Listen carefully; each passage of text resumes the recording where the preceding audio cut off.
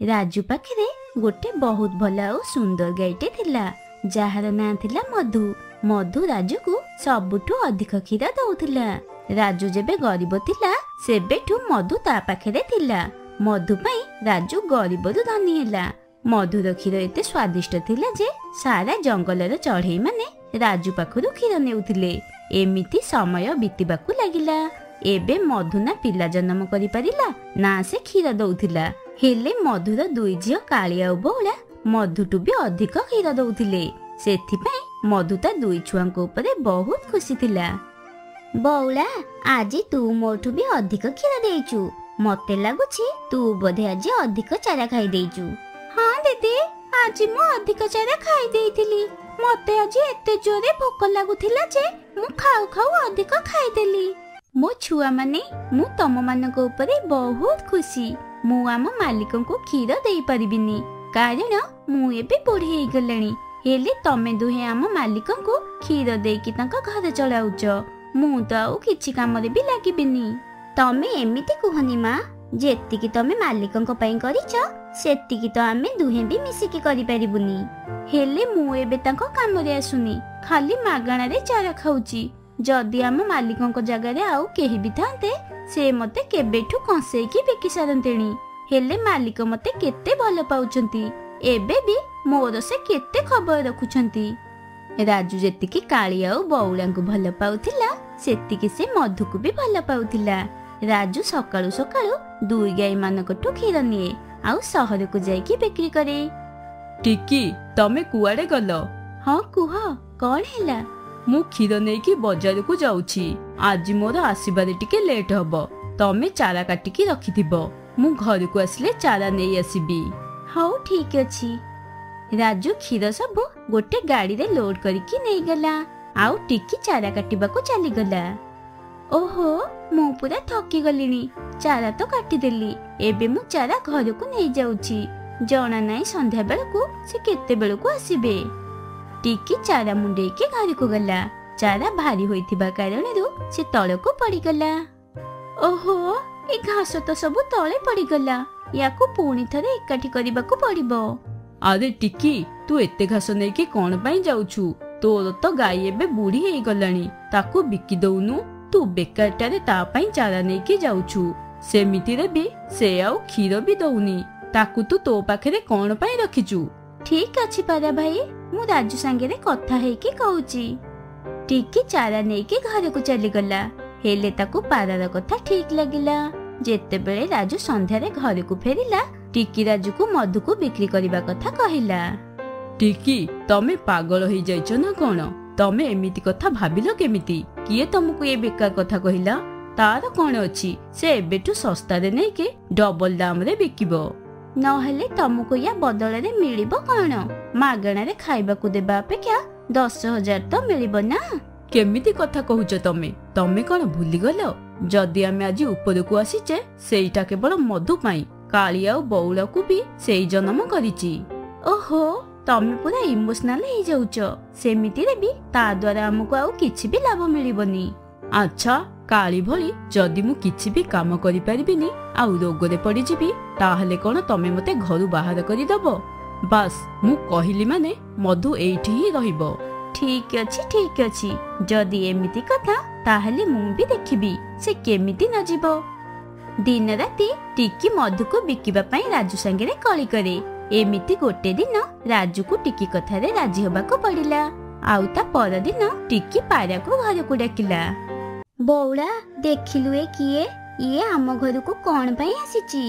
हां दीदी आउ ता हाते दौड़ी भी अछि। मते लागुची मालिक आम भितर जण को बिकिबा पई व्यापारी को डाकिछंती।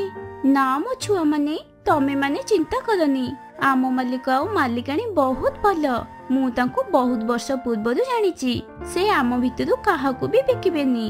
हाँ मां तमे बोधे ठीक कहूच। भगवान करंतु एमितिका दिन केबे भी न आसु। पारा मधु बदल रे 10,000 टंका देला। अरे बा बहुत दिन परे एते टंका एका संगे रे देखिबा को मिलिला। हेले राजू बहुत दुखी थिला। ताको बहुत खराब लागुथिला। किछि समय परे राजू मधु पाखु को आसिला आउ कांदी कांदी कहला, मते क्षमा करि दबु मधु। ଟିକିର ଜିଦି ଆଗରେ ମୁଁ କିଛି ବି କରିପାରିଲିନି। ତାକୁ ଲାଗୁଛି ତୁ ଏବେ ବୁଢୀ ହେଇଗଲାଣୁ, ତୁ ଆଉ ଆମ କାମରେ ଆସିବୁନି, ଯଦି ହବ ମତେ କ୍ଷମା କରିଦବୁ।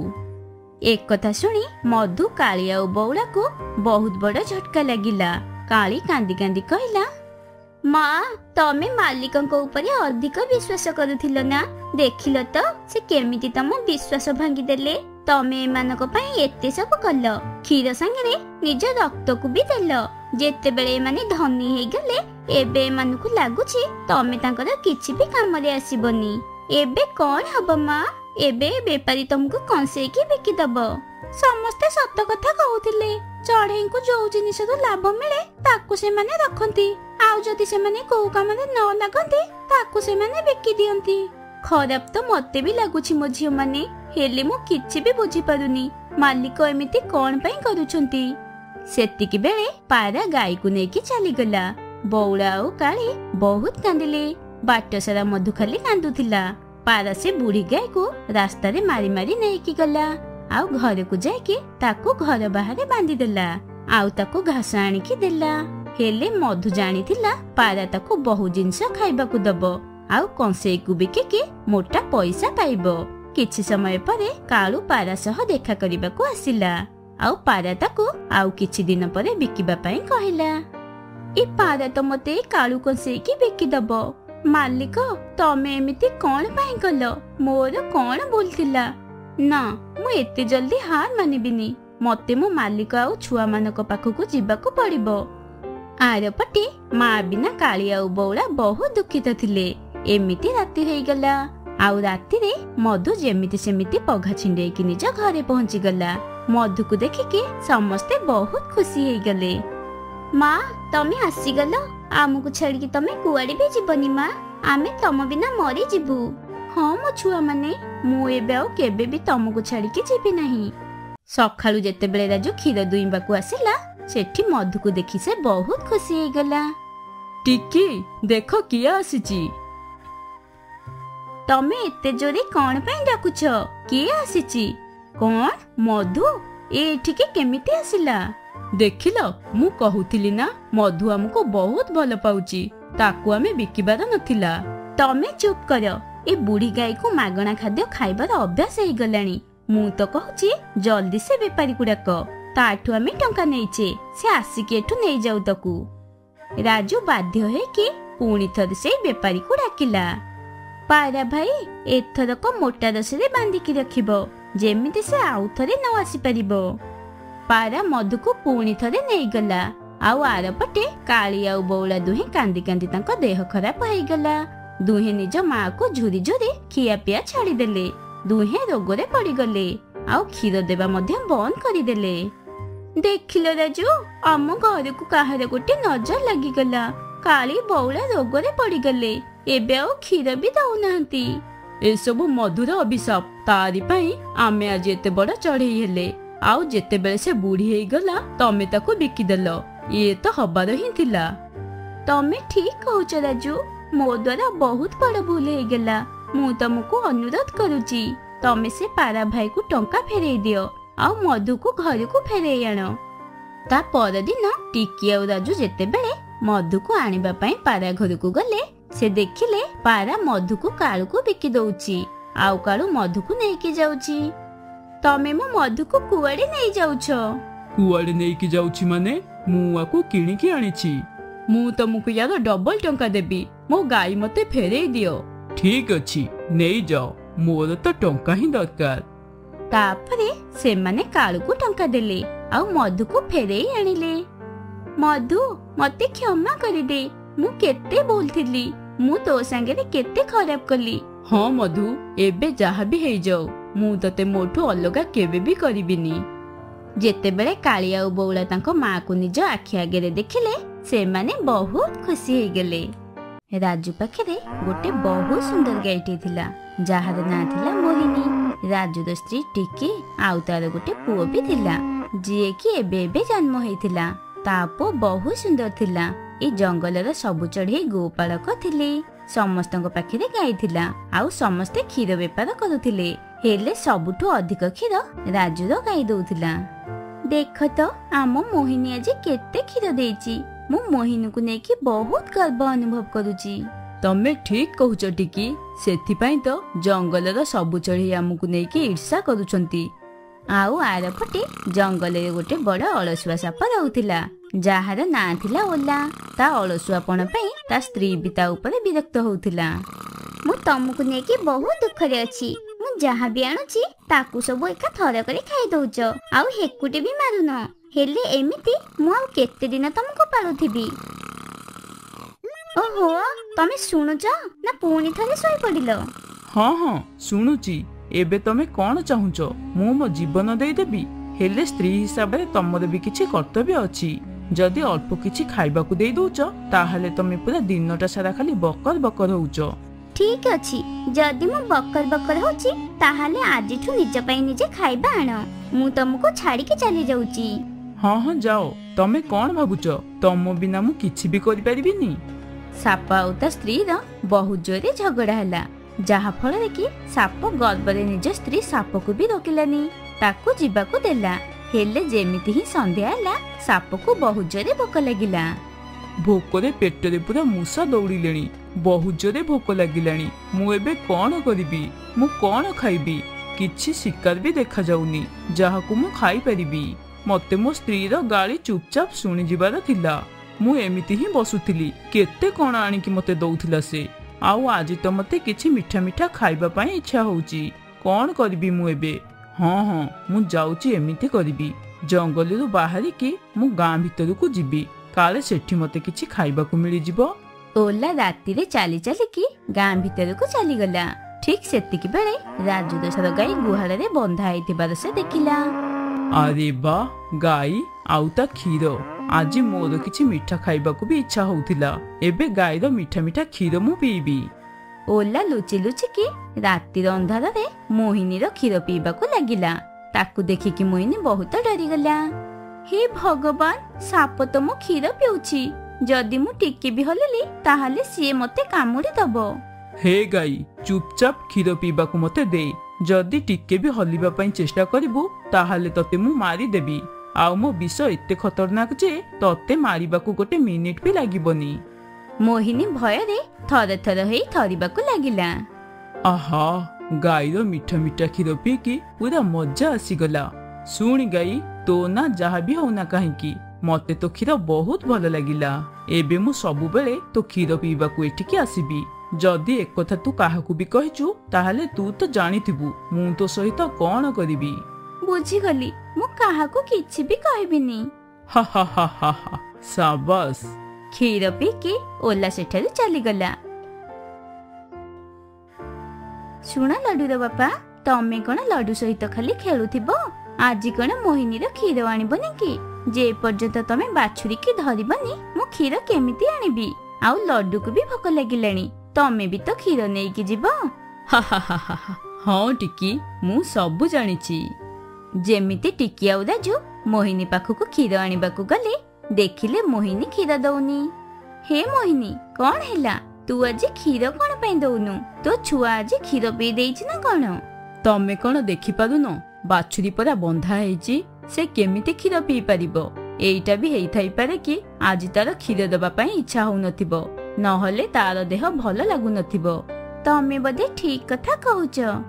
मोहिनी सब जानिथिला हेले साप देइथिबा धमक जगु से किछि भी कहि पारिलानी। बास डर रे सेमिति छिड़ा हेइथिला। से दिन राति रे ओला साप पुणी थरे मोहिनी रो मिठा मिठा क्षीर पीबाकू आसिला। ए साप तो पुणी थरे आसीगला। हे भगवान मु कौन करिबी? क्षीर लोभरे ये तो सब बेले आसीबो। मु कौन करिबी या पई? हे गाई चुपचाप सीधा आई के छिड़ा है के रह। मते क्षीर पीबाकू दे नहेले। साप चुपचाप मजारे क्षीर पीबाकू लागिला। मजा आसीगला। शाबाश गाई बास एमिति सबु बेले मते क्षीर पीबाकू दबु। तते मु किछि भी कहिबिनी। आउ जो दिन तू मुह खोलिबु से दिन मु तते तो मारी देबी। तो सहित तो बाछुरी की भी मारी देबी। नाई नाई मु काहाकू किछि भी कहिबिनी। तमे बास मो छुआ रे किछि भी क्षति करनी। हा हा हा हा हा हौ हौ ठीक अछि मु किछि भी करिबिनी। एबे मु जाउछि काली पुणी थरे आसीबी। ତା ପରଦିନ ସକାଳେ ଟିକି ଆଉ ରାଜୁ ମୋହିନୀ ପାଖକୁ କ୍ଷୀର ଆଣିବାକୁ ଗଲେ। ହେଲେ ମୋହିନୀ କ୍ଷୀର ଦଉନଥିଲା। ଏସବୁ ଦେଖିକି ସେ ଦୁଇ ଜଣ ବହୁତ ଆଶ୍ଚର୍ଯ୍ୟ ହେଇଗଲେ।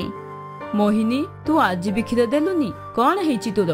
ହେ ମୋହିନୀ, ତୁ ଟିକେ ମୋ ଲଡୁ କଥା ଭାବିଲୁନି? 2 ଦିନ ହେଲା ତାକୁ କ୍ଷୀର ଟିକେ ପିଇବାକୁ ବି ମିଳୁନି। ଲଡୁର ବାପା ବି ସହରକୁ କ୍ଷୀର ନେଇକି ଯାଇପାରୁନାହାନ୍ତି। ଆଉ ଏପଟେ ତ ବାଛୁରୀ ବି ଭୋକରେ ଅଛି।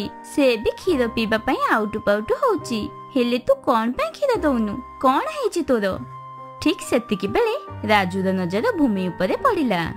ଟିକି, ଦେଖ ତ କିଛି କ୍ଷୀର ଭୂଇଁରେ ପଡିଛି। ଇଏ କେମିତି ହେଇପାରିବ? ହଁ ମୋହିନୀ, ଯଦି କିଛି କଥା ଅଛି ତାହେଲେ ତୁ ଆମକୁ କହ। ହେଲେ ମୋହିନୀ ଚୁପଚାପ ଛିଡା ହେଇକି ସବୁ କଥା ଶୁଣୁଥିଲା। ହେଲେ କିଛି ବି ଉତ୍ତର ଦେଉନଥିଲା। ତାର ସେ ସାପ ଦେଇଥିବା ଧମକ କଥା ମନେ ଥିଲା। ସେଥିପାଇଁ ସେ ଡରରେ କିଛି ବି କହିପାରିଲାନି। କଣ ହେଲା ଟିକି? ତମେ ଶୋଇନ? ନିଦ ଲାଗୁନି ନା କଣ? କୋଉ କଥାକୁ ନେଇକି ଏତେ ଚିନ୍ତାରେ ଅଛ? ମୋହିନୀ କଥା ମୁଁ ଭାବୁଛି। ମତେ ଲାଗୁଛି ମୋହିନୀ କିଛି ଅସୁବିଧାରେ ଅଛି ବୋଧେ। କ୍ଷୀର ତ ଏମିତି ଗାୟବ ହବନି। ଆମକୁ ସେ ଭିତରେ ପଶିବାକୁ ହିଁ ପଡିବ। ମୋହିନୀ ବି ତ ଚୁପ୍ ଅଛି ନା, ଡରିଲା ଭଳି ଲାଗୁଛି। କଥା କଣ ଆମକୁ ଖୋଜିବାକୁ ପଡିବ? ଟିକି ଆଉ ରାଜୁ ରାତିରେ ଗୁହାଳ ବାହାରେ ଲୁଚିକି ପ୍ରହରା ଦଉଥିଲେ। କିଛି ସମୟ ପରେ ଓଲା କ୍ଷୀର ପିଇବାକୁ ଆସିଲା। ଓଲାକୁ କ୍ଷୀର ପିଉଥିବାର ଦେଖିକି ଟିକି ଆଉ ରାଜୁ ଆଶ୍ଚର୍ଯ୍ୟ ହେଇଗଲେ। ଟିକି ବହୁତ ଡରିଗଲା। ହେ ଭଗବାନ, ଏତେ ବଡ ସାପ! ଇଏ ଆମ ମୋହିନୀର କ୍ଷୀର ପିଉଥିଲା ଆଉ ଆମକୁ ଏ ବିଷୟରେ କିଛି ବି ଜଣା ନଥିଲା। ଏବେ ଆମେ କଣ କରିବା? ଆମେ କେମିତି ଆମ ମୋହିନୀକୁ ଏଇ ସାପ ପାଖରୁ ବଞ୍ଚେଇବା? ସାପ ମଜାରେ କ୍ଷୀର ପିଇକି ସେଠୁ ଚାଲିଗଲା। ତାପରେ ଟିକି ଆଉ ରାଜୁ ମୋହିନୀ ପାଖକୁ ଆସିଲେ। ମୋହିନୀ, ତୁ ଏତେ ଦିନ ହେଲା ଏସବୁ ସହିକି ଅଛୁ, ଆଉ ଆମେ ଜାଣି ବି ପାରିଲୁନି। ତୁ ଚିନ୍ତା କରନା ମୋହିନୀ, ଆମେ ସବୁ କିଛି ଠିକ କରିଦବୁ। ଟିକି ଆଉ ରାଜୁ ଏ ବିଷୟରେ ଗାଁର ଚଢେଇଙ୍କ ସହିତ କଥା ହେଲେ। ସମସ୍ତେ ସେମାନଙ୍କ ସାଥ ଦେଲେ ଆଉ କହିଲେ କି କାଳୁ କେଳାକୁ ଆଣିବାକୁ ପଡିବ, କାରଣ ସାପ ମୋହିନୀର କ୍ଷୀରର ସ୍ୱାଦ ପାଇଯାଇଛି। ଏବେ ସେ ଆଉ ଛାଡିବନି। ଜଲ୍ଦି ଜଲ୍ଦି ସାପ କେଳାକୁ ଡାକିବାକୁ ପଡିବ। ରାଜୁ ସାପ କେଳାକୁ ଡାକିଲା। ରାଜୁ ଆଉ ସାପ କେଳା ସହିତ ଗାଁ ବାଲା ରାତିରେ ଲୁଚିକି ସାପର ଆସିବାକୁ ଅପେକ୍ଷା କଲେ। ଯେମିତି ହିଁ ସାପ ଆସିଛି, ସିଧା ଯାଇକି ମୋହିନୀର କ୍ଷୀର ପିଇବାକୁ ଲାଗିଲା। ଠିକ ସେତିକି ବେଳେ ସାପ କେଳା ବିନ୍ ବଜେଇବାକୁ ଲାଗିଲା। ଏ ବିନ୍ କିଏ ବଜଉଛି? ସାପ ଜଙ୍ଗଲ ଆଡକୁ ଯାଉଥିଲା। ଆଉ ସାପ କେଳା ବିନ୍ ବଜେଇ ବଜେଇକି ତା ପଛରେ ଗଲା। ଆଉ ତାପରେ ସାପ ବିନ୍ ର ଶବ୍ଦରେ ଗୋଟେ ଜାଗାରେ ରହିଗଲା। ଆଉ ସାପ କେଳା ତାକୁ ହାତରେ ଧରିକି ନେଇଗଲା। ଛାଡି ଦିଅ ମତେ କ୍ଷମା କରିଦିଅ। ମୁଁ ଏଠିକି ଆଉ କେବେ ବି ଆସିବିନି। ଆଜି ପରଠୁ କୋଉ ଗାଈର କ୍ଷୀର ଚୋରି କରିବିନି। ମତେ କ୍ଷମା କରିଦିଅ। ବହୁତ ଦିନ ହେଲା ମୁଁ ଏ ସାପକୁ ଖୋଜୁଥିଲି। ଇଏ ବହୁତ ଅଳସୁଆ ସାପ। ଇଏ ଅନ୍ୟ ସାପ ମାନଙ୍କୁ ବି ହଇରାଣ କରୁଛି। ଏବେ ଇଏ କାହାକୁ ବି ହଇରାଣ କରିପାରିବନି, ଆଉ ନା କ୍ଷୀର ଚୋରି କରିପାରିବ। ସାପ କେଳା ସାପକୁ ଖୋଳରେ ପୁରେଇକି ନେଇଗଲା। ଆଉ ତାପରେ ରାଜୁ, ଟିକି ଆଉ ଗାଁ ବାଲା ଖୁସି ହେଇକି କେଳାକୁ ଧନ୍ୟବାଦ ଜଣେଇଲେ।